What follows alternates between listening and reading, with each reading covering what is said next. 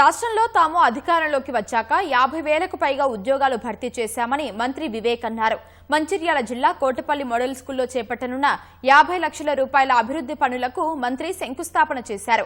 కోటపల్లిలో integrated school ని ఏర్పాటు చేస్తున్నట్లు వెల్లడించారు. విద్య, వైద్య రంగానికి ప్రభుత్వం పెద్దపీట వేస్తోందన్నారు.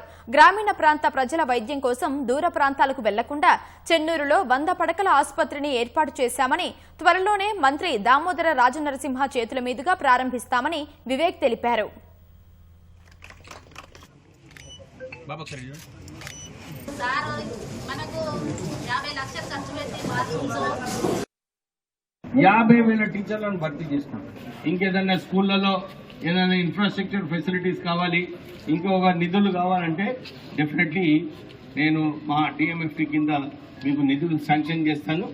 అందరూ హాస్పిటల్ పోవాలంటే ఇంతకుముందు కరీంనగర్ మంచిర్యాల పోతుండే, కానీ ఇప్పుడు మనము 50 బెడెడ్ హాస్పిటల్ ఫుల్ అయింది. ఇక్కడ 100 బెడెడ్ హాస్పిటల్ ఇప్పుడే కలెక్టర్ గారు చెప్తున్నాను. మన గవర్నమెంట్ హాస్పిటల్లో మంచి ట్రీట్మెంట్, ఫ్రీ ట్రీట్మెంట్ మీకు వస్తుంది. సో మీరు ఇక్కడ మంచిగా ట్రీట్మెంట్ తీసుకోండి. చెన్నూరులో ఏమేం ఫెసిలిటీస్ కావాలో అన్ని కూడా మనమే గవర్నమెంట్ తరఫు నుంచి కల్పించి మనము చెన్నూరు నియోజకవర్గాన్ని అభివృద్ధి బాటలో తీసుకుపోతానని చెప్పి మీ అందరికీ మాటిస్తూ ముగిస్తున్నాను.